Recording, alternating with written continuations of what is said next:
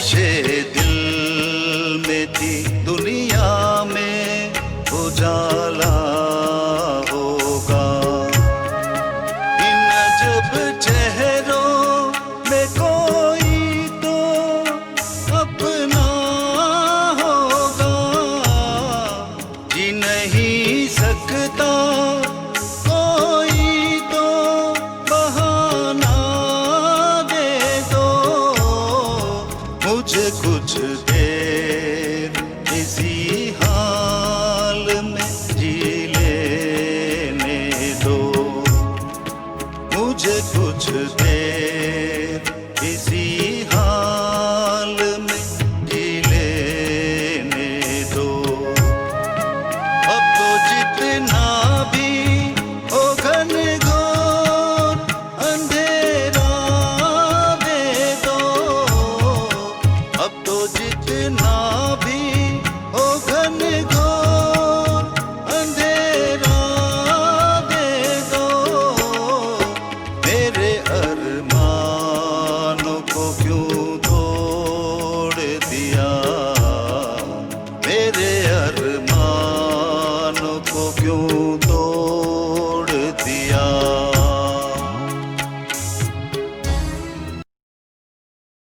भाई और बहनों, यदि आप शादी के लिए खूबसूरत हॉल ढूंढ रहे हैं या फिर बर्थडे या मीटिंग के लिए कोई भवन देख रहे हैं तो चले आइए दुर्ग स्टेशन के पास ग्रीन चौक में होटल कैम्बियन, जहाँ पर लिफ्ट के साथ साथ एसी रूम भी है। घर के बाहर आपका एक प्यारा सा घर। Hotel Cambian, hotel Cambrian.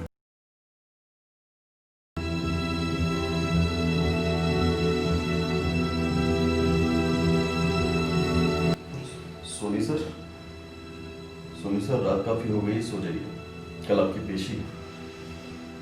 क्या बात? सर जी कहाँ हो गए? कहीं नहीं भाई,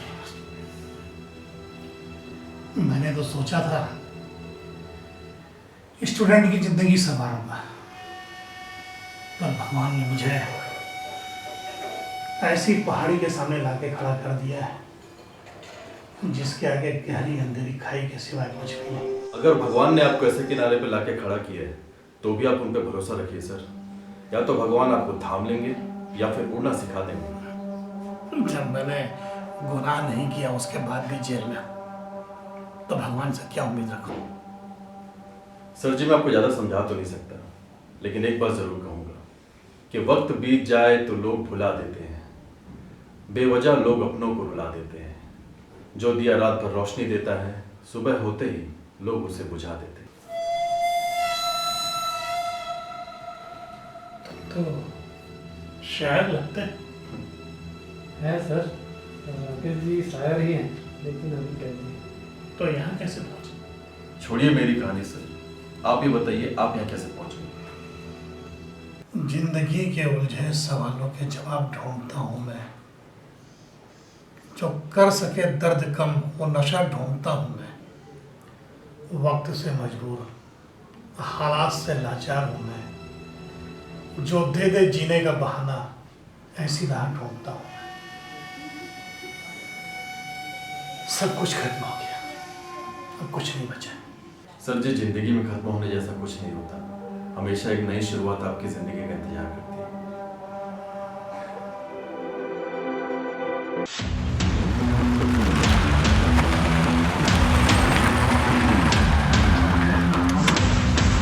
आइए आइए आइए, चलिए अभी बताता हूँ।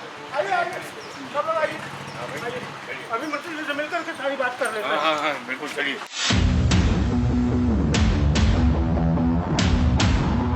प्रणाम महाराज जी। प्रणाम। पार्षद जी, आज सवेरे सवेरे कैसे आना हुआ? हम लोग बहुत जरूरी काम से आए हैं। मैंने सोचा सवेरे सवेरे चाय पीने आए हैं। क्या महाराज जी कैसी बातें करते हो, इतनी दूर से 50 रुपए का पेट्रोल जलाकर आपके घर की 5 रुपए की चाय पी जाएंगे? क्या बात करते हो? हमारे उनके बीच में तो ऐसा मजाक चलते रहता है। क्या आपको भी तो मजाक ही सुनते रहते महाराज जी? अच्छा, तो आप यहाँ सिर्फ मजाक करने और चाय पीने ही आते हैं क्या? अरे नहीं नहीं, मेरा और भांजा महाराज जी के बीच में इस तरह मजाक चलते रहता है। हाँ, पार्षद जी सही बोल रहे हैं। मंत्री जी घर पर हैं, बहुत जरूरी काम है। आप लोग बैठिए, मैं अभी बुला के लेके आता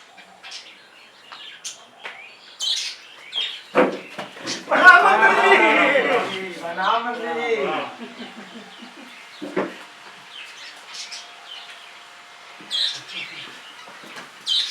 अरे वाह पार्षद जी, आपके प्रणाम करने का तरीका तो गजब है। लगता है कि आज काम हो ही जाएगा। हाँ तो पार्षद जी कहिए, किस जरूरी काम से आए हैं? वो क्या है मंत्री जी, मेरे घर के पास में जो स्कूल है वार्ड नंबर 17 का, पिछले 2 साल से 9th और 10th का रिजल्ट बहुत ही खराब जा रहा है। इस बार तो 95 में से मात्र 15 ही बच्चे पास हुए हैं। इस बात को लेकर के बच्चे और पेरेंट्स दोनों ही बहुत ही परेशान हैं।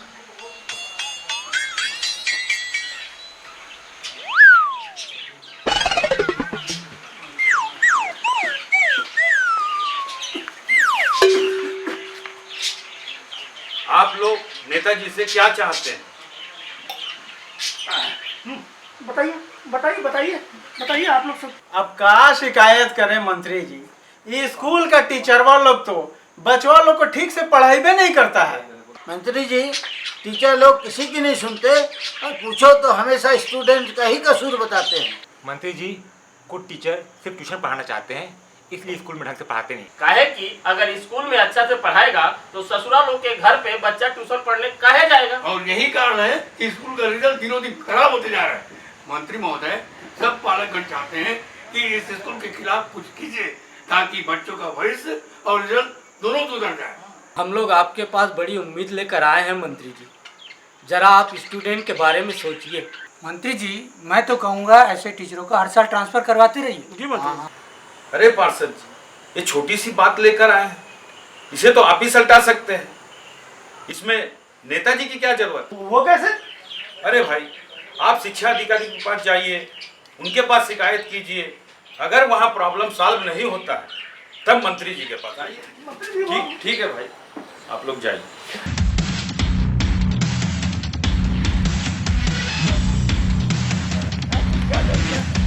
अरे कहा पार्षद बाबू, टाइम टाइम फीस हो गए।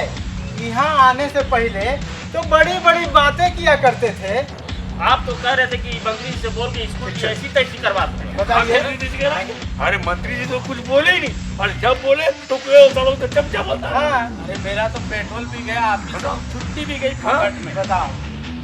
कहा हो पार्षद, यही वैल्यू है आपका।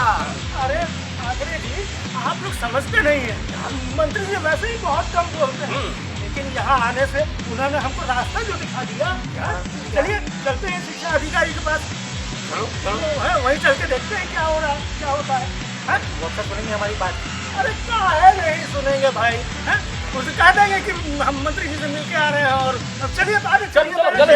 सोच लीजिए पार्षद बाबू, नहीं तो फिर हमारा 100 रुपए का पेट्रोल वो बर्बाद हो जाएगा ना। ये बात बिल्कुल सही। एकदम बात सही। अरे चलिए तो जरा शिक्षा अधिकारी के पास में है, ये स्कूल की तो मैं ऐसी टैक्सी करवा के छोड़ूंगा। चलिए चल के देखते हैं। चलिए वो देख लेते हैं। आज की मीटिंग स्टूडेंट के रिजल्ट पर चर्चा के लिए बुलाई गई है। पिछले 3 सालों से रिजल्ट खराब आ रहा है और आगे भी यही हाल रहा तो हम सबकी नौकरी खतरे पे है। हाँ तो यंग मैन, आप बताइए इसका क्या कारण है? सर मैंने तो अभी स्कूल ज्वाइन किया है सर। तो आप लोग तो पुराने हैं ना, तो फिर बताइए हाफ ईयरली एग्जाम में रिजल्ट खराब क्यों आया? सर इसमें नई बात क्या है, रिजल्ट हमेशा ऐसा ही आता है। क्या मतलब? सर बस ये समझ लीजिए, स्टूडेंट में इंटरेस्ट ही नहीं है, सिर्फ टाइम पास के लिए स्कूल आते हैं। स्टूडेंट में इंटरेस्ट कौन पैदा करेगा? स्टूडेंट में इंटरेस्ट लेने के लिए आप लोग को भी इंटरेस्ट लेना पड़ेगा ना। हाँ तो शुक्ला सर, आप क्या कहना चाहेंगे? सर सच तो ये है, लगभग हर स्टूडेंट स्कूल की जगह कोचिंग को प्रायोरिटी दे रहा है। सोनी सर, आप तो यहाँ बहुत सालों से हैं, आप क्या कहना चाहेंगे? सर अब मैं आपको क्या बताऊं। सोनी सर ने हमेशा कोशिश की है सर। सोनी सर की कोशिश अच्छी थी, लेकिन स्कूल मैनेजमेंट पर पॉलिटिकल प्रेशर आया तो सोनी जी अपने मिशन को आगे नहीं बढ़ा पाए। कैसी कोशिश?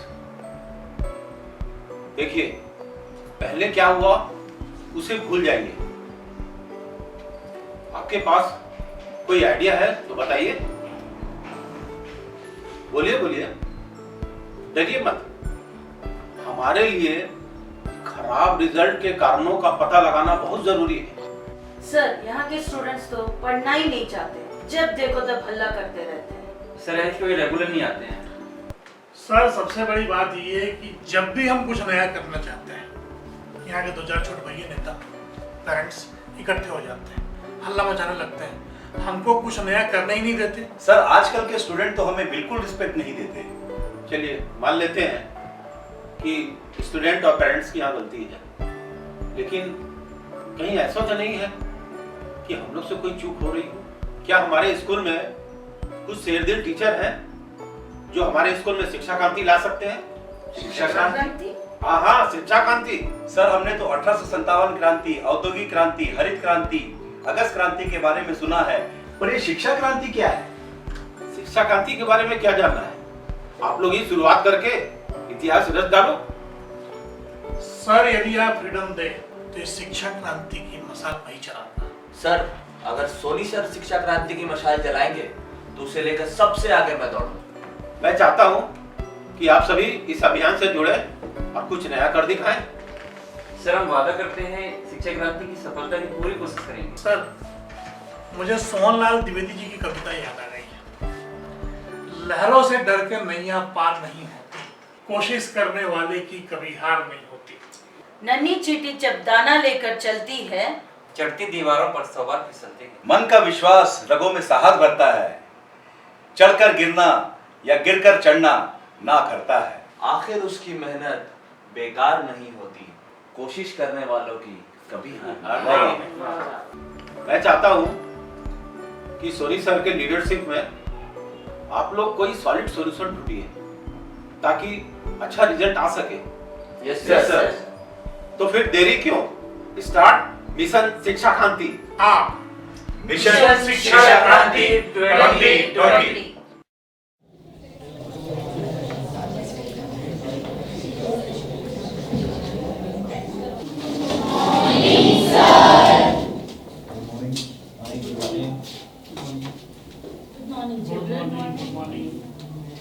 कैसे हैं आप लोग? आपका रिजल्ट कैसा रहा? हम लोग आप लोगों से आपके पढ़ाई के बारे में चर्चा करने आए हैं ताकि एनुअल एग्जाम का रिजल्ट अच्छा रह सके। देखिए, मैं यहाँ एक चीज आपको बताता हूँ कि मैं सोनी आप लोगों को मैथ्स पढ़ाऊंगा, शुक्ला सर साइंस पढ़ाएंगे, यादव सर इंग्लिश पढ़ाएंगे, गौरी मैम सोशल पढ़ाएंगे और सुरेंद्र सिंह सर संस्कृत पढ़ाएंगे। देखिए, इतना टेंशन में आने की जरूरत नहीं है। हम लोग साथ में मिलकर अपने लक्ष्य को प्राप्त करने की कोशिश करेंगे। कौन से लक्ष्य सर? यही कि एक भी स्टूडेंट एनुअल एग्जाम में फेल ना हो सके। ये तो कुंगेरीला के सपने जैसा होगा सर। अगर आप लोग सपने नहीं देखेंगे तो अपने मंजिल तक कैसे पहुंच पाएंगे? अभी साले बैठ जा, नहीं तो खतरनाक जो दिन में तारे दिखा देंगे। डरिएगा नहीं। देखिए, अगर हम कारणों को नहीं जानेंगे तो आपका प्रॉब्लम कैसे सॉल्व कर सकते हैं? अच्छा, तो ये बताइए, आप में से कौन कौन ट्यूशन क्लास या कोचिंग क्लास जाते हैं? कृपया अपना अपना हाथ उठाएं। ठीक है। क्यों आप लोग कोचिंग क्लास नहीं जाते? सर, मेरी बहन मुझे घर पे पढ़ा देती है, इसलिए मैं ट्यूशन नहीं जाता। सर, मैं घर पे ही पढ़ लेता हूँ। सर, मैं फुटबॉल खेलता हूँ, इसीलिए मुझे ट्यूशन जाने का समय नहीं मिलता। सर, मेरे घर की आर्थिक स्थिति ठीक नहीं है, इसलिए मैं ट्यूशन नहीं जाता। तो आप लोग हाफ ईयरली एग्जाम में पास हो गए? Yes sir. अरे वाह, ये तो कमाल हो गया। Yes sir. अच्छा, ये बताइए, ट्यूशन और कोचिंग क्यों जरूरी है? आज हम लोग खुल के बात करते हैं कि आप लोग ट्यूशन या कोचिंग क्यों जाते हैं?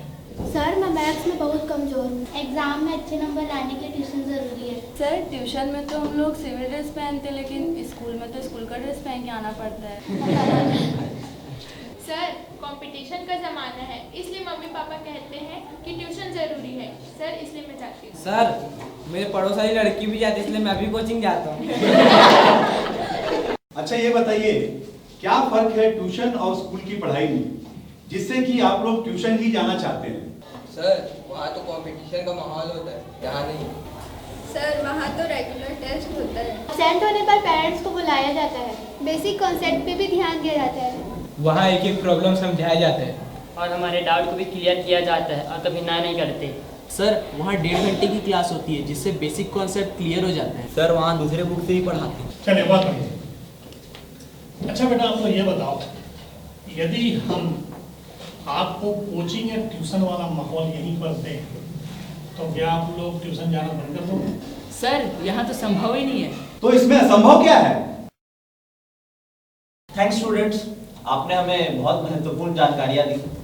हम इस बारे में प्रिंसिपल साहब से बात करेंगे और इसके बारे में कोई रास्ता जरूर निकालेंगे। ओके स्टूडेंट्स, कल हम फिर मिलते हैं।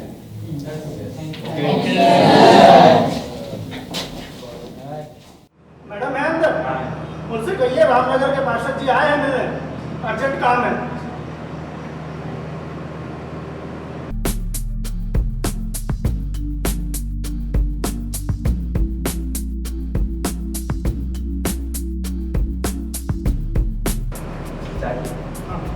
आइए आइए। मैडम नमस्ते। शिक्षा अधिकारी महोदय। ओ आइए। मैडम नमस्कार। बैठिए। हाँ जी कहिए, क्या बात? मैडम मैं रामनगर का पार्षद हूँ, विधायक जी ने आपके पास भेजा है। कहिए, मैं आपकी क्या सेवा कर सकती हूँ? मैडम हमारे वार्ड के स्कूल की बहुत सारी समस्याएं हैं, शिकायतें, उन्हें बताने आपके पास आया हूँ। शिकायत बताइए।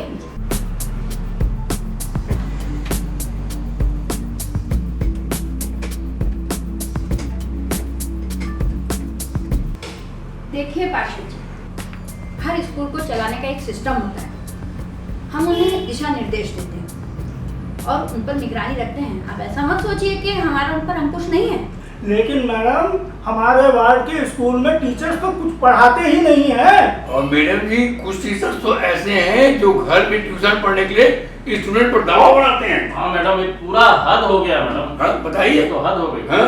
बच्चों को ट्यूशन ना भेजो तो फेल करने की धमकी देते हैं। हाँ? मैडम यहाँ पे लगता है इसी वजह से रिजल्ट बहुत खराब आ रहा है। हाँ मैडम जी सही बात।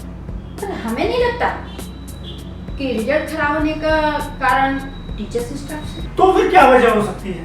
देखिए, रिजल्ट खराब होने के कई कारण होते हैं। तो फिर आप ही बताइए क्या कारण हो सकते हैं? इसके लिए तो आपको स्कूल मैनेजमेंट और टीचर्स स्टाफ से मिलना होगा और कोई रास्ता आप ही को निकालना होगा। मैडम मतलब लुब्बे ये हुआ कि इस मामले में आप कुछ नहीं कर सकती। अरे नहीं, आप ऐसा क्यों सोच रहे हैं? हम तो बड़ी उम्मीद लेकर आपके पास आए थे। हम है ना, जांच करेंगे, लेकिन मेरी राय ये है कि पहले आप स्कूल मैनेजमेंट और टीचर्स स्टाफ से बात करें, रास्ता निकालिए। हम है ना आपके साथ, आपको विश्वास दिलाते हैं कि हम जांच करेंगे। ठीक है मैडम, चलते हैं। नमस्कार। नमस्कार। नमस्कार। आप निश्चित होके जाइए, समस्या का कोई ना कोई हल निकलेगा। हम हैं साथ। जी जी। सब लोग करेक्ट हैं। हमको तो लगता है कि ये मैडम भी उन्हीं लोग से मिला हुआ है। हमें को फरियाना पड़ेगा। अरे क्या फरियाएंगे भाई? आपको तो कोई भाव ही नहीं दे रहा है। जब देखो यहाँ से वहाँ और वहाँ से यहाँ हम लोग घुमा रहे हैं। चलो 200 रुपए का पेट्रोल खर्चा हुआ और 4 घंटे हमारे बर्बाद हो गया। बताओ। अरे लाल बाबू, अभी आप जानते नहीं हैं। चलिए स्कूल चलिए, फिर आप बताते हैं कि हम भी क्या चीज है। अब दोनों जगह देख लिए। हाँ? अब क्या करिएगा? चलो एक बार और ही देख लेते हैं। चलो वो देख लेते हैं।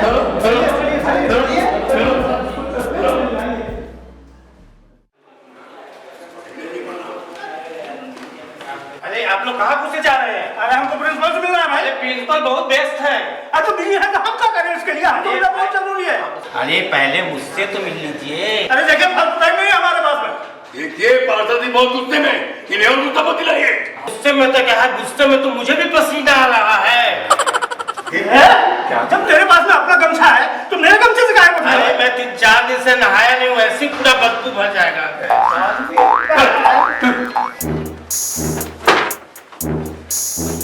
ये क्या बदतमीजी है? ये बदतमीजी नहीं है, बल्कि आप लोगों का दिमाग खराब हो गया है।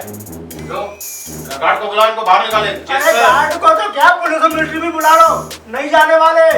मैं यहाँ का पार्षद हूँ, आपको हमारी बात का जवाब देना ही होगा। अरे पार्षद हो तो क्या इस तरह का पेश आएंगे? अभी तो हम ठीक से पेश आ रहे हैं, आगे आगे देखिए क्या होता है। तो क्या आप मुझे धमकी दे रहे हैं? ये धमकी नहीं है, हम करके दिखाएंगे। हाँ भाई हाँ। आप लोगों को सुधारने के लिए मंत्री जी भी हमें छूट दिए हैं। हमने क्या गलत किया है कि आप लोग मुझे सुधारेंगे? मंत्री जी का नाम सुनते ही प्रिंसिपल साहब ठंडे पड़ गए। प्रिंसिपल साहब, अगर आप हमारी बात नहीं सुनेंगे ना तो मंत्री जी खुद आपकी क्लास लेंगे। अब आए नोट पहाड़ के नीचे। प्रिंसिपल साहब, ये पिछले 2-3 सालों से आपके स्कूल का रिजल्ट बहुत खराब आ रहा है और आप लोग इस पर ध्यान ही नहीं दे रहे। मैं ऑलरेडी रिजल्ट खराब होने पर मीटिंग ले चुका हूँ, इस पे हम लोग काम कर रहे हैं। क्या काम करेंगे? 3 साल से लगातार रिजल्ट खराब हो रहे हैं, आप लोग कुछ काम नहीं कर रहे हैं। मुझे यहाँ ज्वाइन किए सिर्फ 2-3 महीने हुए हैं, जरा समय तो दीजिए। पर आप लोग के यहाँ सर टीचर और प्रिंसिपल बदल जाते हैं, लेकिन पढ़ाई का तरीका नहीं बदलता। अब आपको विश्वास दिला सकते हैं कि अगला रिजल्ट अच्छा है। हमें आश्वासन नहीं, परिणाम चाहिए। आप लोग धैर्य रखिए, सब कुछ ठीक हो जाएगा। यही तो हम जानने आए, ये सब कैसे ठीक होगा? हम आपसे 1 महीने का समय मांगते हैं। अगर 1 महीने में ठीक नहीं हुआ तो? देखिए, कोई भी चीज असंभव नहीं है। ठीक है, अब आप आश्वासन दे रहे हैं तो हम मान रहे हैं कि अब कुछ परिवर्तन होगा। आप लोग आश्वस्त रहिए, कुछ ना कुछ होगा। अभी तक तो हमें आश्वासन ही मिला है, पर कुछ नहीं बदला। ये आश्वासन नहीं है, हम ठोस समाधान निकालने जा रहे हैं, बस थोड़ा समय दीजिए। ठीक है, ये भी देख लेते हैं। ठीक है, चलिए।